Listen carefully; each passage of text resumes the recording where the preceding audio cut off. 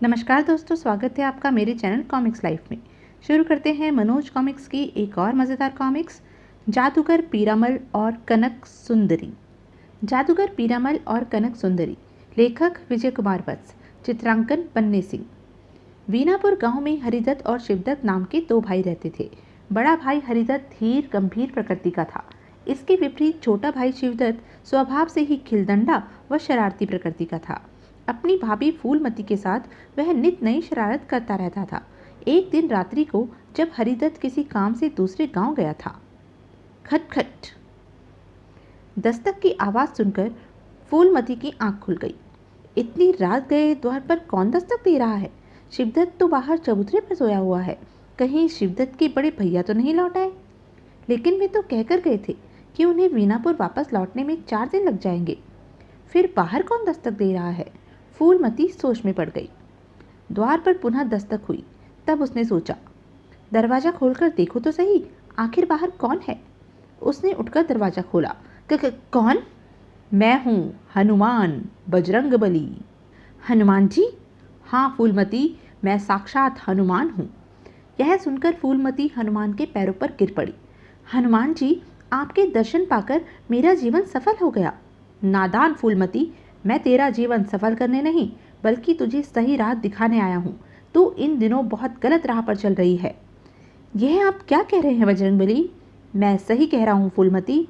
सुन, तेरा देवर शिवदत्त मेरा परम भक्त है और तू उसे फूटी आंख नहीं दे सकती। ऐसा क्यों? हनुमान जी, शिवदत्त नई नई शरारतें करके मुझे हमेशा तंग करता रहता है। ऐसी हालत में मैं उसे स्नेह कैसे कर सकती हूँ? फूलमती, यहाँ पर तू गलती पर है। जब तू मेरे भक्त से इस प्रकार का व्यवहार करेगी तो भला मैं तेरे से कैसे खुश रह सकता हूँ?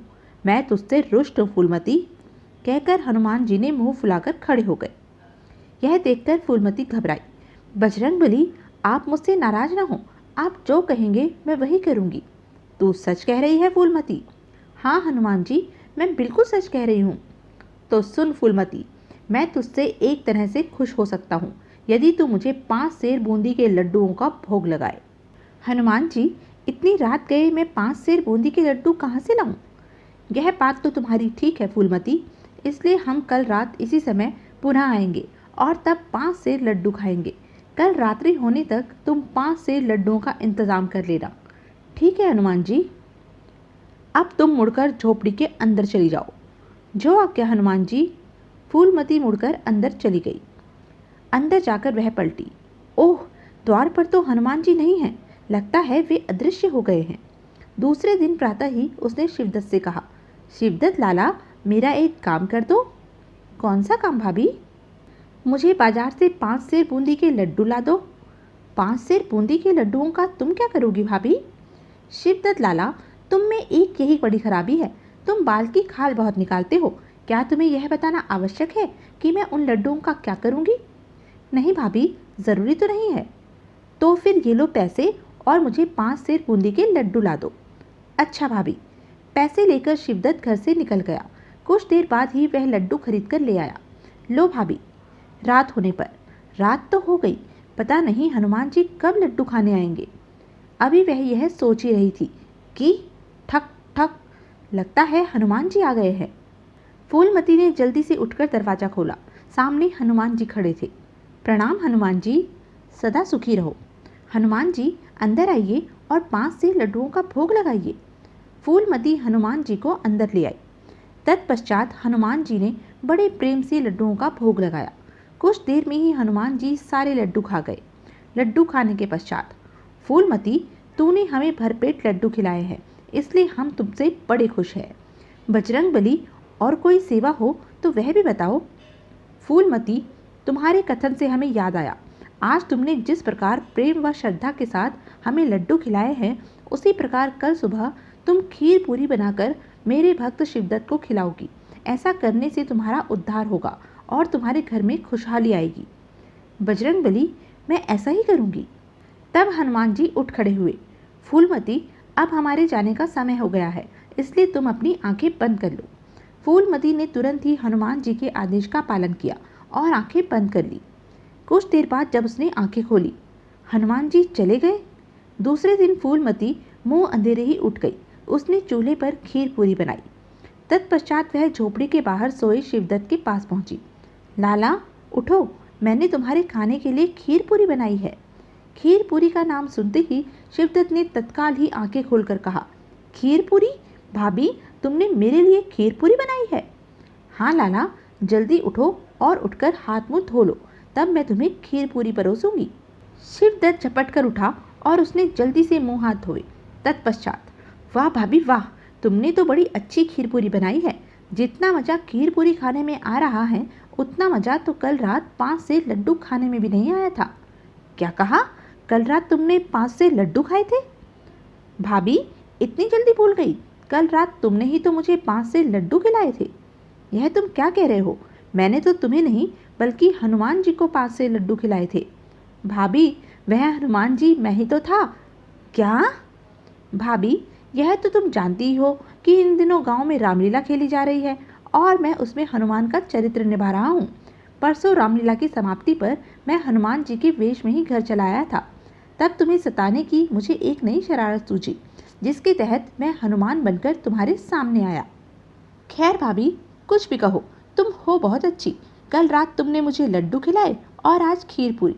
भगवान तुम जैसी भाभी सबको दे।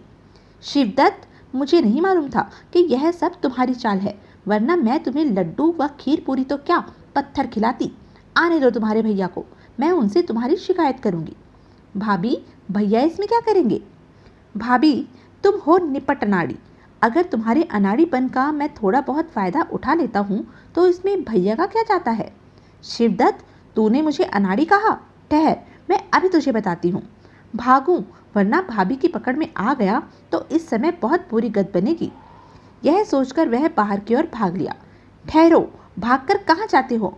भाभी, बला से दूर ही भागना अच्छा है, कहकर शिवदत्त दौड़ता हुआ घर से बाहर निकल गया। उसे अपने पंजे से इस प्रकार निकलते देख फूलमती हाथ मलती रह गई। शिवदत्त की शरारतें तो अब हद से गुजर गई हैं, इसका कोई न कोई उपाय तो करना ही पड़ेगा। उसने झल्लाकर झोपड़ी का दरवाजा बंद कर लिया। उसी दिन दोपहर को जब वह घर का कामकाज निपटाकर गहरी नींद सोई थी, ठक ठक दस्तक की आवाज़ सुनकर उसकी आंख खुल गई। लगता है शिवदत्त गांव भर का एक चक्कर लगाकर वापस लौट आया है।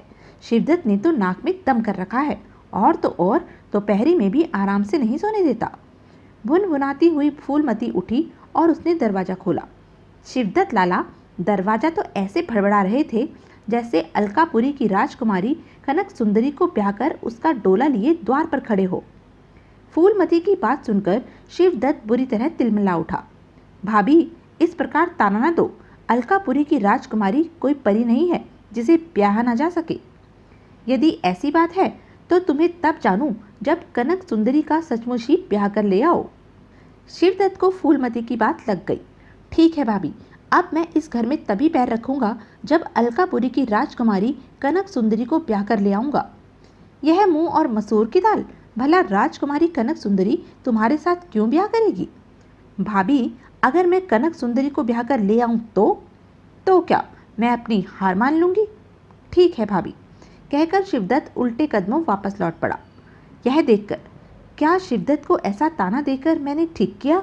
शिवदत्त के भैया जब दूसरे गांव से वापस लौटेंगे तो मैं उन्हें क्या जवाब दूंगी? यह सोचकर फूलमती परेशान सी हो उठी। इधर चलते चलते शिवदत्त सांझ ढले एक वन में जा पहुंचा। प्यास के मारे गला सूख रहा है, यहाँ कहीं पानी मिलेगा भी या नहीं? प्यास से व्याकुल शिवदत्त खड़ा होकर चारों ओर देखने लगा। तभी उसकी दृष्टि एक दिशा की ओर उठी। ओह, दूर झाड़ियों के पीछे एक घर नजर आ रहा है। शायद मुझे वहाँ पीने के लिए पानी मिल जाए। पानी की खोज में शिवदत्त के कदम उस ओर उठ गए। कुछ देर बाद ही वह उस मकान के बाहर था। माँ, बहुत प्यासा हूँ, क्या पीने के लिए थोड़ा सा पानी मिलेगा? थोड़ा सा क्यों बेटा, खूब जी भर कर पानी पियो। तुम यहीं रुको, मैं अभी अंदर से तुम्हारे लिए पानी लाती हूँ। अच्छा माँ। शिवदत्त मकान की सीढ़ियों पर बैठ गया। बुढ़िया पानी लेने घर के अंदर चली गई। कुछ देर बाद बुढ़िया लोटे में पानी लेकर बाहर लौटी। लो बेटा, पानी पीकर प्यास बुझाओ। शिवदत्त ने बुढ़िया से पानी का लोटा ले लिया। तत्पश्चात गट गट पानी पीकर उसे थोड़ी राहत सी मिली। तब बुढ़िया ने उससे पूछा, बेटा, इस बियाबान जंगल में तू क्या कर रहा है? माँ, मैं बड़ा अभागा हूँ, मेरी भाभी ने मुझे राजकुमारी कनक सुंदरी को ब्याह कर लाने का ताना दिया है, अतः मैं कनक सुंदरी को ब्याहने अलकापुरी की ओर जा रहा हूँ। अरे बेटा, तू तो बड़ा बावला है। देवर भाभी का मजाक तो चलता ही रहता है। तुझे अपनी भाभी के ताने का बुरा नहीं मानना चाहिए था। और फिर राजकुमारी कनक सुंदरी से ब्याह करना कठिन ही नहीं, असंभव है। मेरी बात मानकर तू यहीं से अपने घर वापस लौट जा। नहीं माँ, मैं घर वापस नहीं जाऊँगा। मेरा निश्चय अटल है।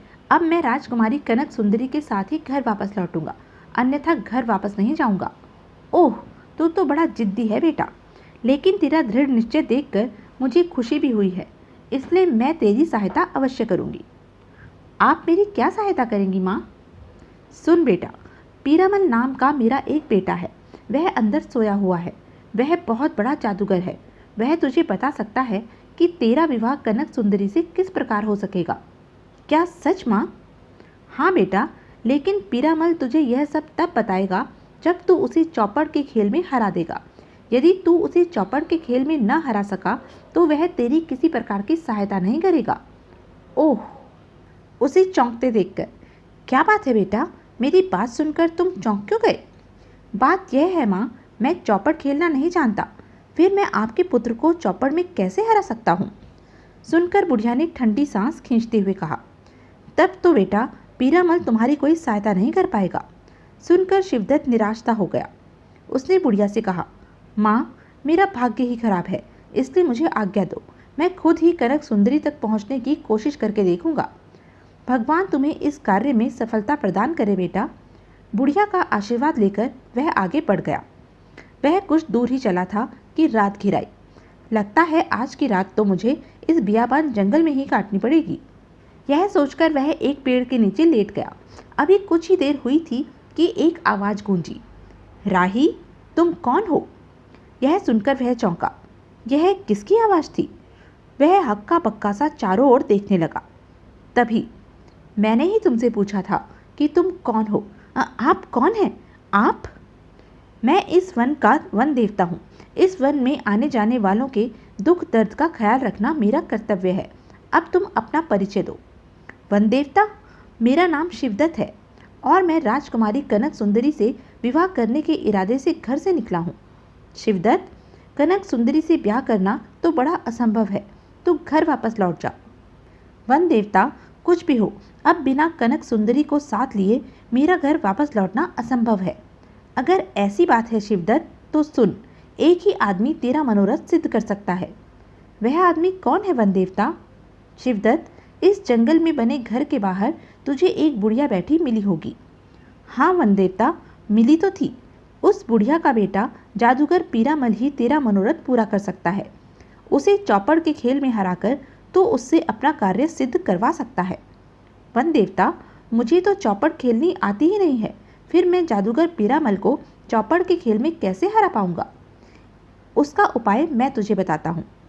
यह कहकर वन देवता ने अपनी उंगली में पहनी अंगूठी निकाली और उसे शिवदत्त को देते हुए बोला, शिवदत्त, इस अंगूठी को अपनी उंगली में पहनकर तुम पीरामल के साथ चौपड़ खेलना, तब निश्चय ही तुम्हारी जीत होगी। शिवदत्त को अंगूठी देने के पश्चात वन देवता अदृश्य हो गया। तो यह थी अब तक की कहानी। आगे की कहानी जानने के लिए बने रहें मेरे साथ। और हाँ, मेरे चैनल को लाइक, शेयर और सब्सक्राइब करना ना भूलें। धन्यवाद।